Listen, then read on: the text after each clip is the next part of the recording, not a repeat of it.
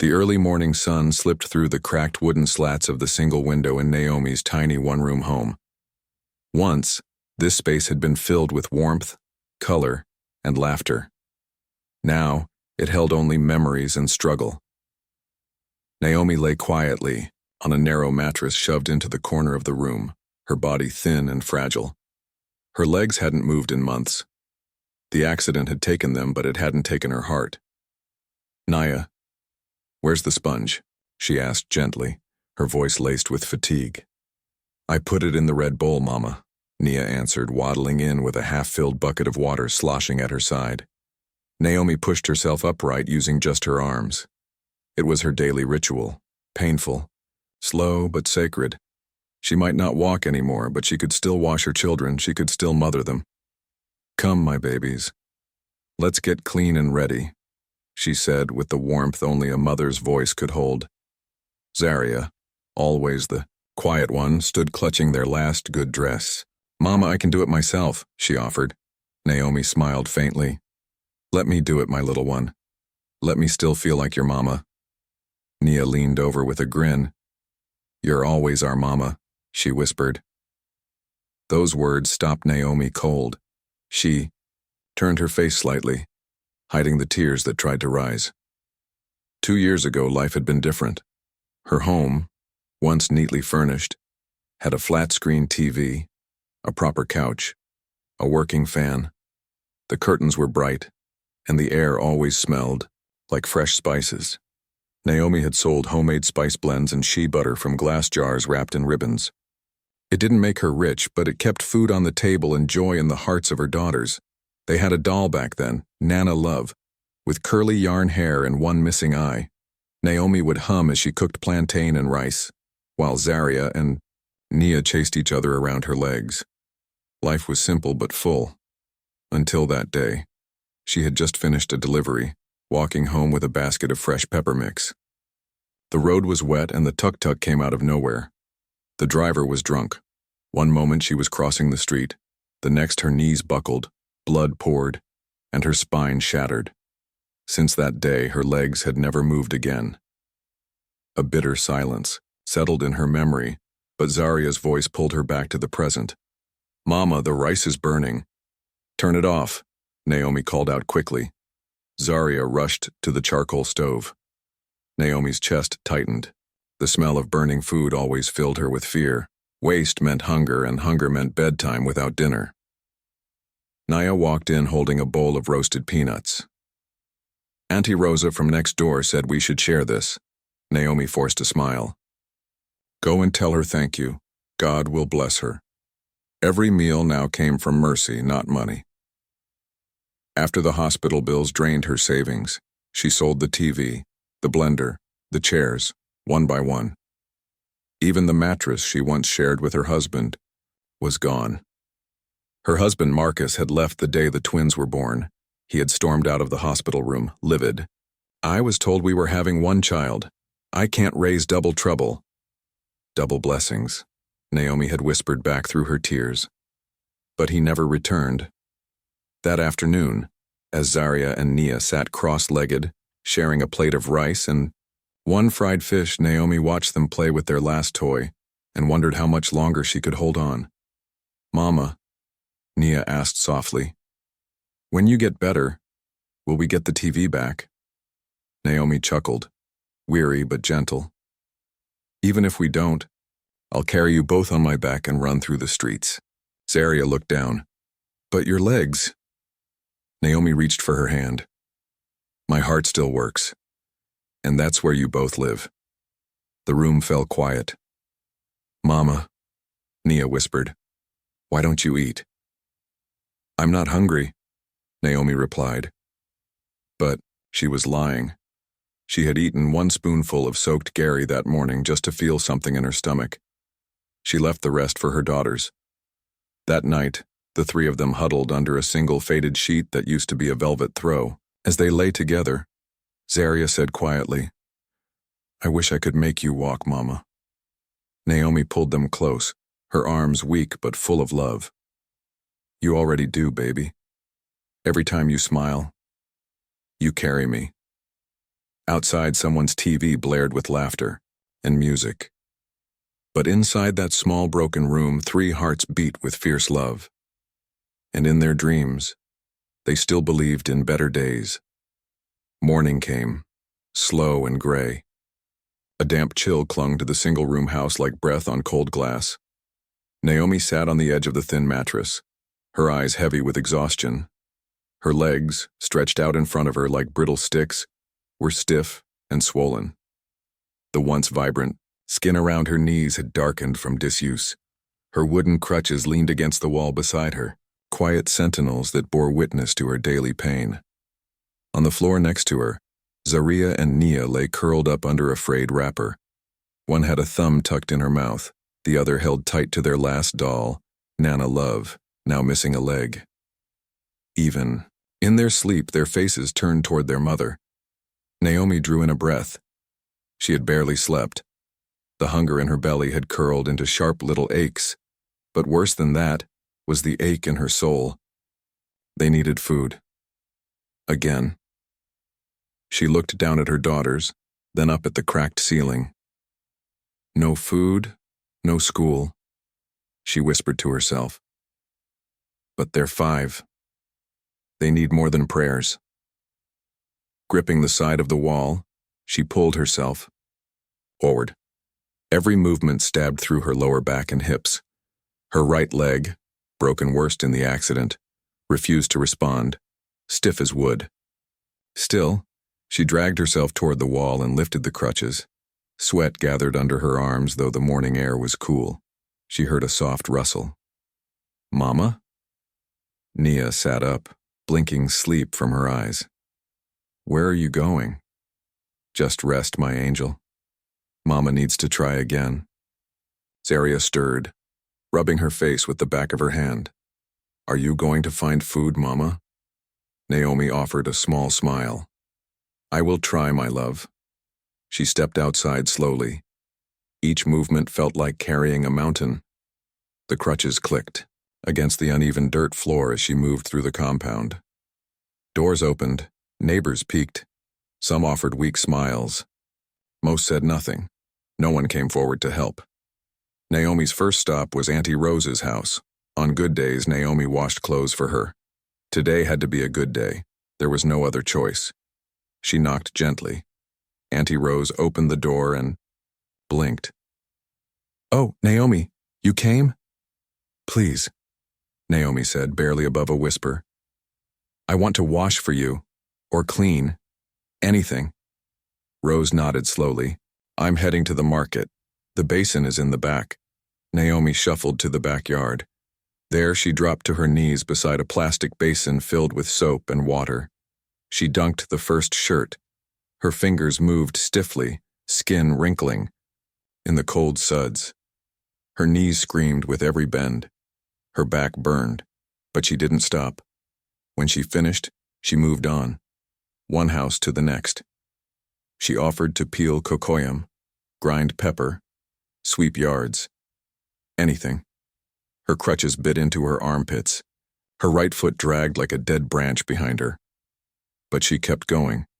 By late afternoon, the pain was unbearable. Her lower back ached like it was being stabbed, and her palms were rubbed raw. But she had a few coins in her pocket now.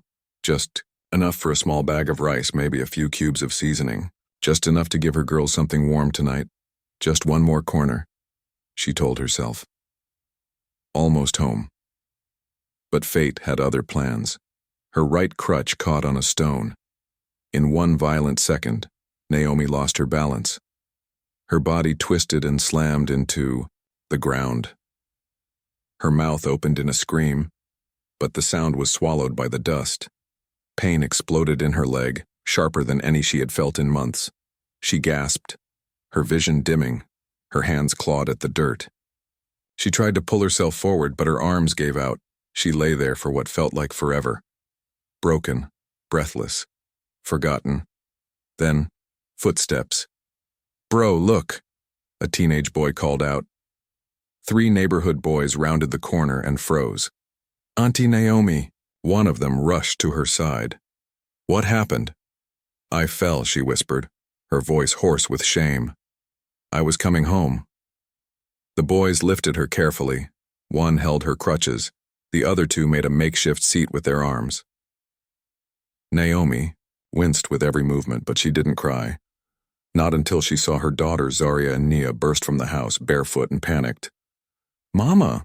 Nia reached her first and began to sob. "Who told you to go out? Look what happened." Zaria dropped to her knees. "We could have eaten the cassava peel. You didn't have to go." Naomi tried to speak but choked on her tears. I just wanted you to eat today." The boys laid her gently on the mattress inside the house. The twins clung to her, crying into her shoulders. And as the sun dipped below the horizon, casting gold across the tattered curtain, Naomi stared at the cracked ceiling above her. Her body was broken. Her strength was nearly gone. But her love for those girls, that fire had never burned brighter.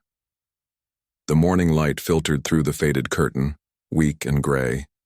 Naomi lay motionless on the thin mattress, her eyes barely open. Pain clawed at her leg. The bandage was damp and stained, but she had no strength to change it. Each breath made her wince, but that wasn't the pain that broke her, it was the helplessness. Across the room, Nia and Zaria sat side by side, whispering like little grandmothers. Their beaded ponytails bobbed as they leaned close, speaking in hushed voices while glancing at their mother. "She hasn't eaten since yesterday," Zaria whispered, her eyes serious. "I know," Nia replied. "Even the water's almost gone." "She tried to stand up last night," Zaria said. "Then she cried." "Mama never cries." They looked again at Naomi, whose thin frame was wrapped in a threadbare wrapper. Her breathing was shallow. Her face flinched every so often, gripped by pain even in sleep. Zaria turned to her sister, her small hand forming a fist. "We have to do something." "Like what?" Nia asked, her voice trembling. "We'll go out. We can pick bottles like the older boys. You saw that man near the factory who buys them." "But what if Mama wakes up?" "She won't. She's too tired. And we'll come back quick, she won't even know." Nia hesitated, then slowly nodded. They moved like shadows, quiet, swift, determined. Nia gently placed Nana Love on Naomi's chest like a small prayer. Then the girls grabbed their tattered rice sack from behind the door and slipped outside barefoot. The compound was already stirring. A woman called across the yard.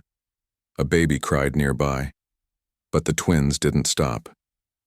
They ducked behind laundry lines and down narrow alleyways, their tiny feet brushing the dirt, their hearts pounding. They reached the gutters first, behind the chop bar, where empty sachets and discarded bottles collected in dirty pools.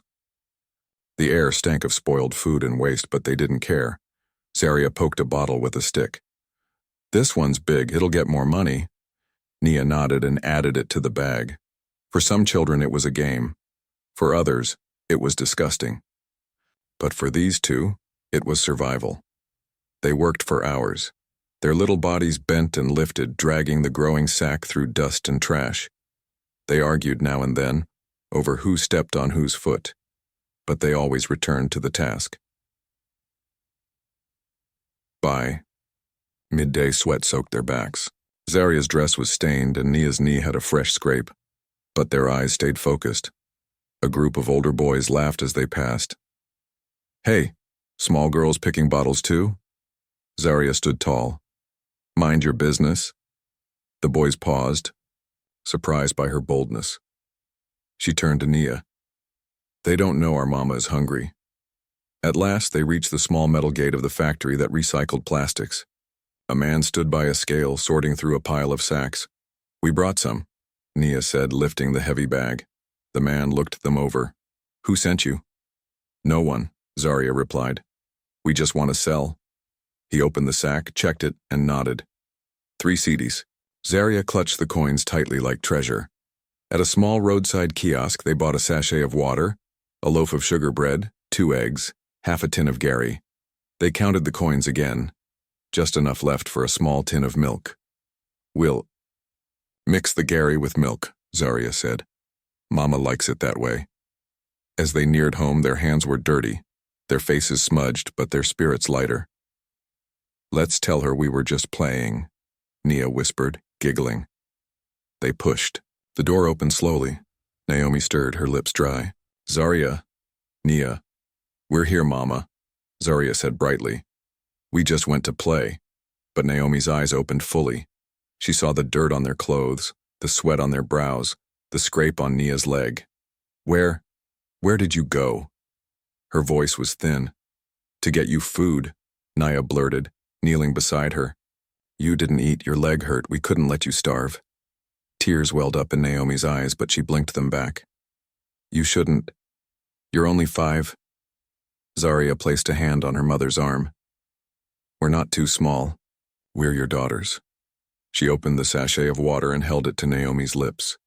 Each sip felt like peace sliding down her throat. Then Nia offered the bread and the cup of milked Gary. Eat like a queen, Mama, she whispered. And in that small, broken room, among peeling paint and bare walls, a quiet miracle unfolded. 2 little girls, no more than babies, had carried their mother through another day with nothing but love, courage, and a plastic rice sack full of hope. The sky had only just begun to pale when Nia's eyes fluttered open. Zarya slept beside her, her breath warm and steady against her cheek. The room was silent, save for their mother's shallow breathing. Naomi still lay on the mattress, her face twisted in pain even in sleep, her bandaged leg unmoved since yesterday. Zarya stirred without a word. They didn't need to speak. They already knew what had to be done. Quietly, they rose from the mat and reached for the 2 small sacks they'd hidden behind the door. Their plastic sandals, cracked and worn, waited by the corner. They slid them on, tiptoed to the door, and slipped out into the soft blue dawn. For days now, they'd been waking early to pick bottles before the world noticed them.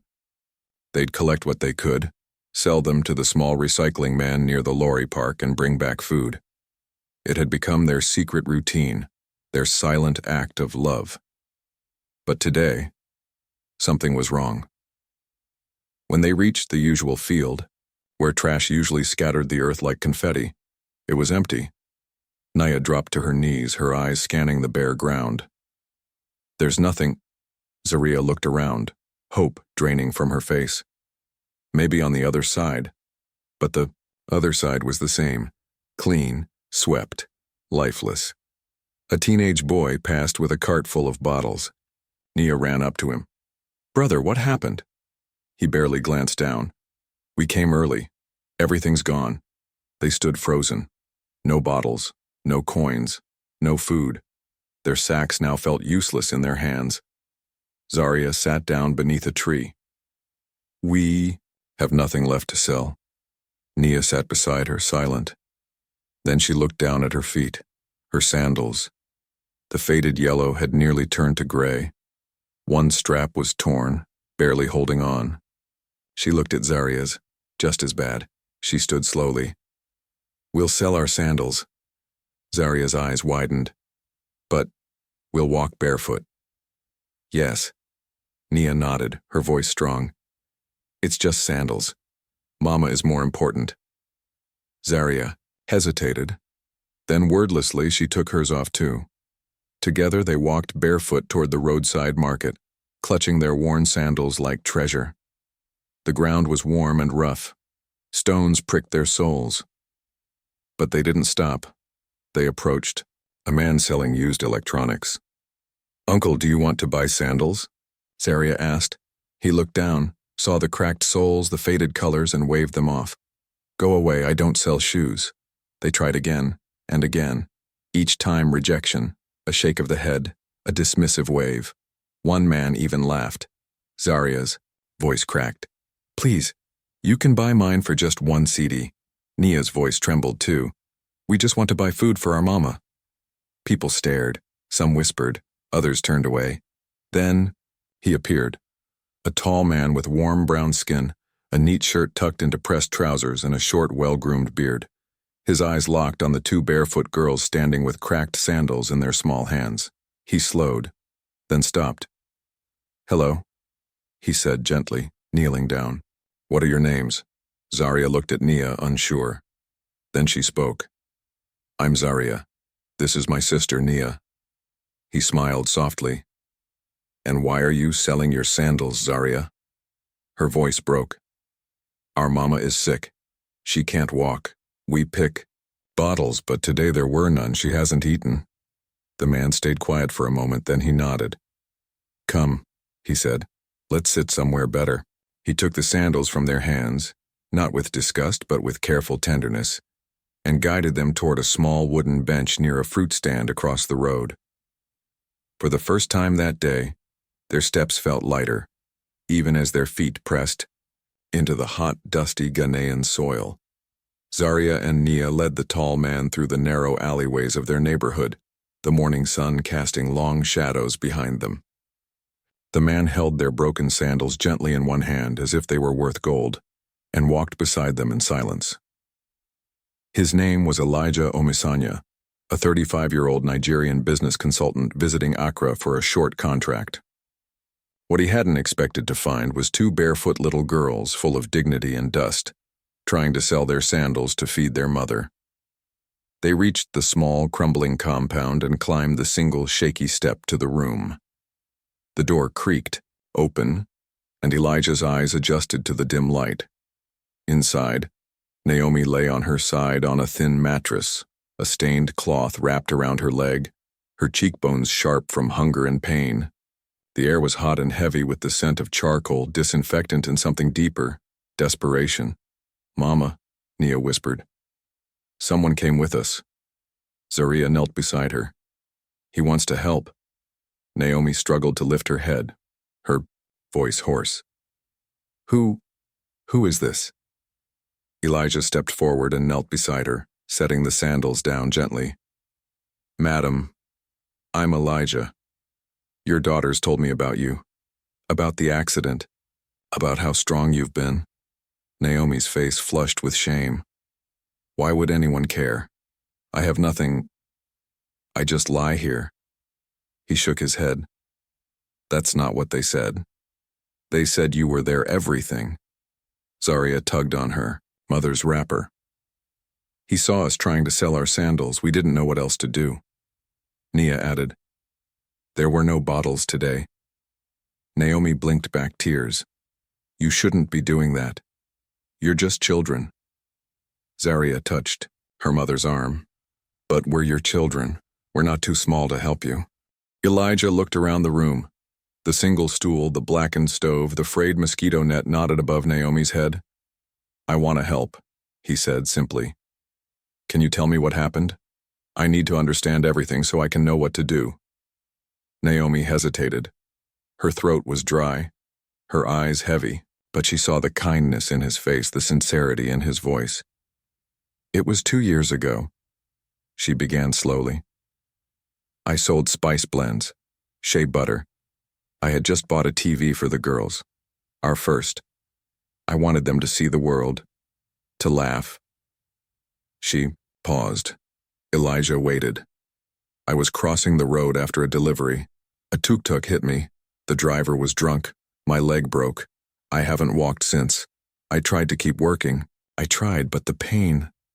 Her voice cracked. I've sold everything. I've begged. The girls, they shouldn't have to live like this. Naya crawled beside her and took her hand. Mama, we miss when you used to dance with us. Naomi reached out, pressing her forehead to Nia's. I miss it too. Elijah stood and walked toward the corner where the battered cooking pot sat. Can you still do small tasks? He asked. Cooking? Grinding pepper? Maybe something light? Naomi shook her head. I tried. I fell. My leg swells too much. I collapse. Elijah knelt beside her again. Then rest. You need healing first. He reached into his pocket and handed Zaria a folded bill. Take this. Go buy food for all of you. I'm buying your sandals. But I don't want you going barefoot anymore. Zaria's eyes widened at the sight of the money, more than they had ever held. Why are you doing this? Naomi whispered. You don't even know us. Elijah looked at her daughters. Because I was once a little boy too. I know how it feels to be powerless. I can't give you back your legs, but I can give you food, safety, shoes, for as long as you'll let me. Naomi's tears came freely now, flowing down her cheeks. Nia pressed herself into her side, while Zaria leaned into Elijah's arm. "I'll help you," Elijah said gently, "but first I want to take you to a hospital. My cousin is a doctor, he'll see you today." Naomi's eyes widened. "A hospital? I'll cover it all, no matter what it takes." Nia and Zaria sat on either side of her, holding her hands, like anchors in the storm. "I want you to prepare, okay?" Elijah said. "I'll bring a car. Do you know where the church volunteers keep clothes?" Zaria nodded quickly. "Auntie Clara has some. We'll wash them." "Good. Pack a bag. We leave in 1 hour." He stood and walked to the door but paused before stepping out. "Your mother is strong, but you two, you're her wings." With that, Elijah stepped outside to make a call, leaving behind 3 hearts, tired, trembling, and filled for the first time in years with hope. Elijah moved quickly. Outside, he pulled out his phone and dialed. "Dr. Tunda," he said, as soon as the line connected. "It's Elijah. I've got someone who needs urgent help. A mother, injured, can't walk. Can you see her today?" The man on the other end, his cousin, a specialist at a private clinic in Accra, didn't hesitate. "Bring her. I'll have a bed ready." Back inside, Naomi was still reeling. She stared at the door Elijah had exited through, her heart thudding. "You don't know me," she whispered, barely audible, "but you've already changed our lives." The next morning, true to his word, Elijah returned with a small black car. Naomi, dressed in a clean donated blouse and wrapper, sat in the back seat. Zaria and Nia squeezed beside her, their little hands locked in hers. The hospital was nothing like the public clinics Naomi had seen before. It was quiet, clean. The nurses greeted them warmly as soon as they heard Elijah's name. She was taken in for tests, x-rays, and physical evaluations. A doctor gently examined her leg, explaining in plain words that it wasn't too late. He could help her walk again. A mix of therapy, rest, and care could bring her back. Naomi couldn't speak. She could only cry. Later that afternoon, Elijah turned to Zaria and Nia. "Come on, girls, Mama's going to be fine now. You're coming with me." The girls hesitated. "But what about Mama?" "She's safe now. She'll be home again soon. But you need rest, food, and care." He opened the car door. Zaria looked back at her mother, uncertain. Naomi nodded. "Go with him," she said softly. "Mama will be okay." Elijah's home was a modest but beautiful house in a quiet, gated neighborhood. It had tiled floors, a small garden, and windows that let the light flood in. Zaria and Nia stood at the entrance, wide-eyed, their hands still locked together. Inside the living room, a woman sat reading. Her skin was caramel smooth, her braided hair pulled into a low bun. When she saw them, she stood sharply. "Elijah," she said, eyes narrowing. "Who are they?" Elijah held up his hands. "Maya, please. Let me explain." "Explain what?" she snapped. "You just walk in with 2 kids. Is this why you kept going to Ghana? Is this what this is about? Are they—" "No." Elijah stepped closer. "Maya, listen to me. They're not mine. I swear to you, I found them yesterday. They were selling their broken sandals on the roadside to feed their mother who can't walk. I couldn't ignore them." Maya's voice trembled, pain hidden beneath her anger. "Do you know how this feels? We've tried for children for how long?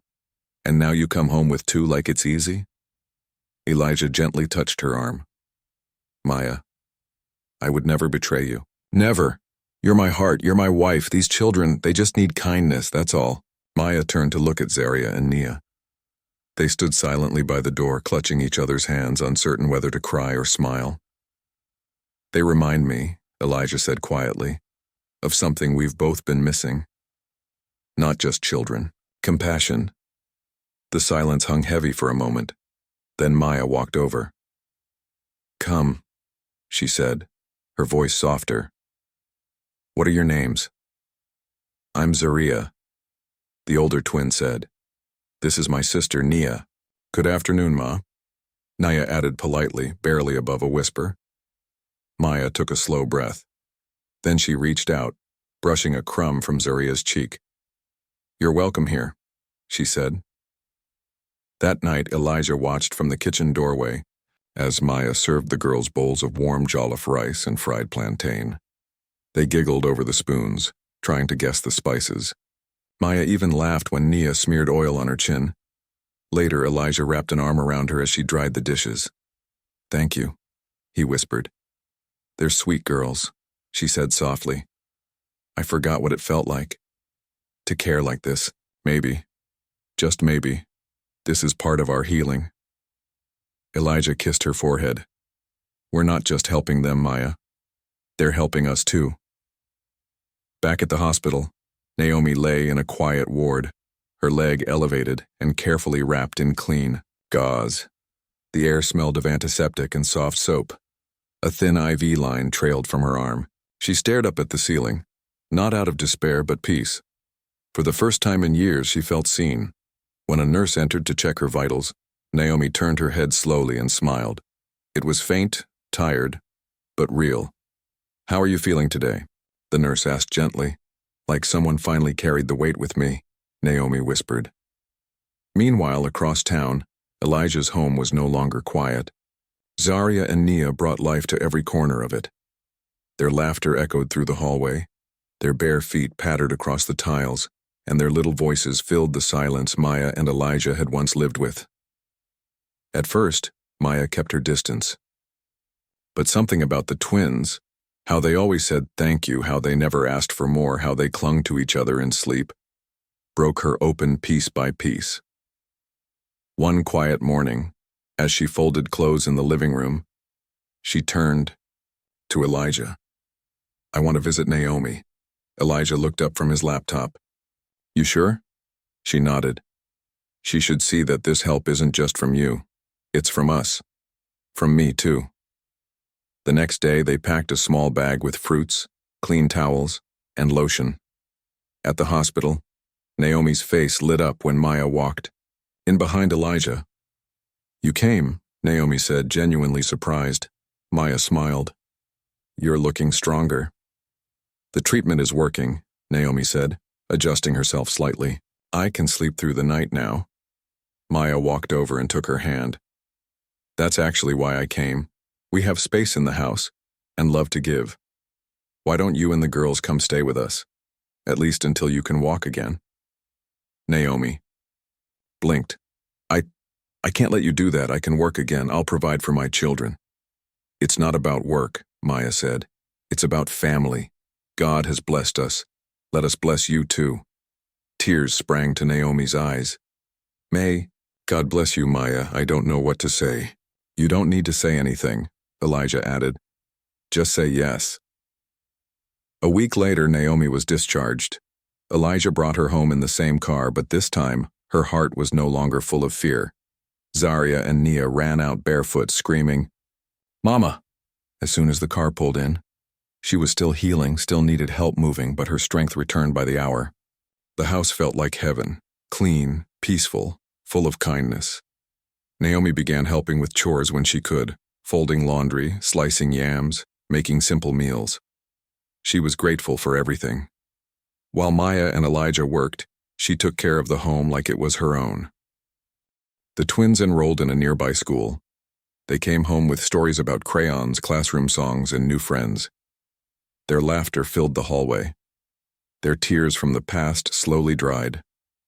One evening, as Maya helped them change into pajamas, Zaria asked quietly, "Can we call you Mommy Maya?" Maya paused. Her heart skipped. "Yes," Nia echoed. "We want two mamas now." Maya's lips trembled. Then she smiled and pulled them both into her arms. "Of course, my loves. I'd be honored." And from that night on, Mommy Maya wasn't just a title. It was a promise. A year passed, like a gentle breeze through the trees, quiet but full of change. Naomi, once confined to a worn mattress, now moved slowly but surely through the house. Her crutches leaned unused in the corner most days.